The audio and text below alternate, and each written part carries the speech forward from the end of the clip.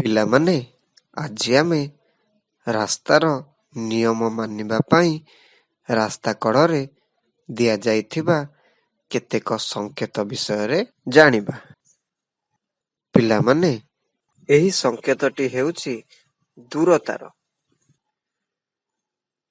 ଏହି ସଂକେତଟି ହେଉଛି ଆଗରେ ରାସ୍ତା ମରାମତି ଚାଲିଛି, ଗାଡ଼ି ଧୀରେ ଚଳାନ୍ତୁ। ଏହି ସଂକେତଟି ହେଉଛି ରାସ୍ତା ବନ୍ଦର।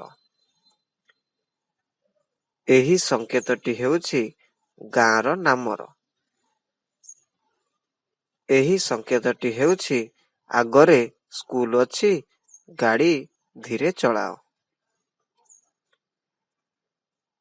ଏହି ସଂକେତଟି ହେଉଛି ଆଗକୁ ରାସ୍ତା ବାମ ପଟକୁ ବୁଲିଛି।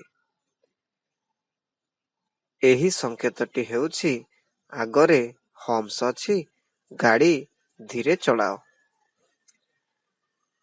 ଏହି ସଂକେତଟି ହେଉଛି ଆଗରେ ଅଣଓସାରିଆ ପୋଲ ଅଛି, ଅନ୍ୟ ଗାଡ଼ି ଆସୁଥିଲେ ଅପେକ୍ଷା କର। ଏହି ସଂକେତଟି ହେଉଛି ଆଗରେ ଅଣଓସାରିଆ ରାସ୍ତା ଅଛି, ଗାଡ଼ି ଧୀରେ ଚଳାଅ। ଏହି ସଂକେତଟି ହେଉଛି ଆଗରେ ଫାଟକ ଥିବା ଲେବୁଲ କ୍ରସିଂ, ଫାଟକ ବନ୍ଦ ଥିଲେ ଅପେକ୍ଷା କର।